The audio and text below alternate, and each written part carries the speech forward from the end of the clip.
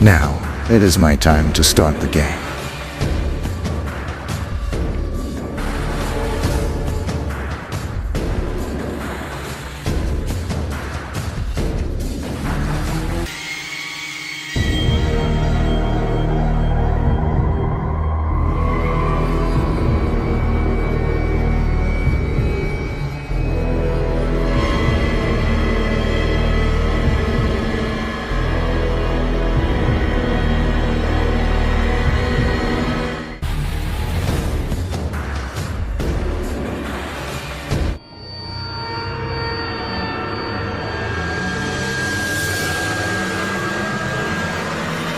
Let the game begin.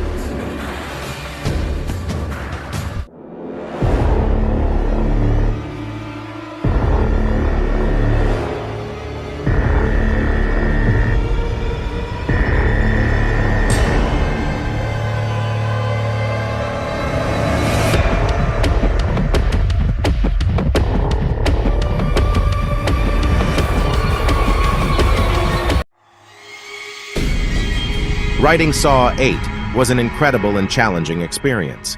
I watched the previous movies and played the video games. Based on that, I created the ideal story for this sequel. We all know Hoffman wouldn't be locked in there for long. He always find a loophole to any situation from Saw 4 to Saw 7.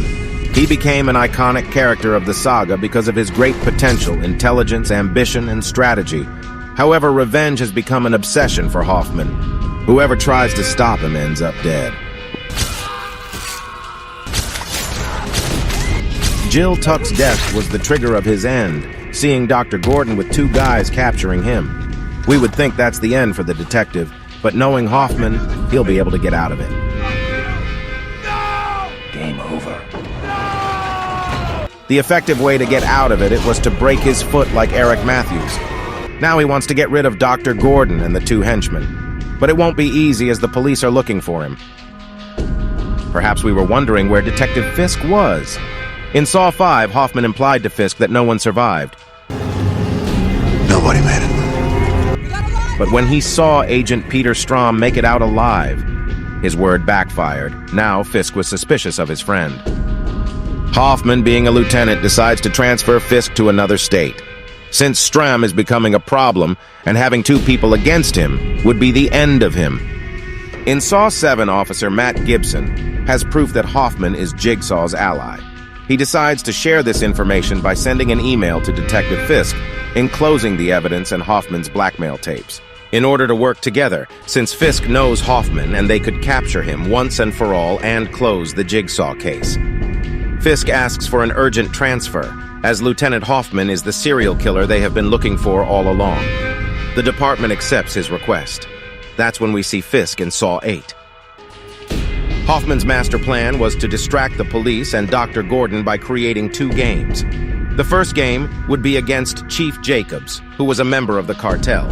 He was also the person responsible for freeing Seth Baxter. The second game would be against the corrupt lawyer, Brett, who worked with powerful people and criminals. He also received bribes to lose cases. In one case, Brett had defended Jeff from Saw 1, where John himself witnessed how Brett defended and freed Jeff from the rape allegation. At the end of the story, we notice that all research Jigsaw dies. Lawrence Gordon loses two allies, Brad and Daniel. He realizes that this does not end well, therefore he must retire. However, after the revelation of Adam, this became a problem, but in the end, Ryan manages to get out of the room as the timer was out of order. Now to finish this, Dr. Gordon and Ryan go to capture Adam, but this time he would make sure he dies inside the box. About the alternate ending, I think it would have been great to see the doctor save Adam along with Amanda Young. This would be a good ally for both of them until Amanda dies.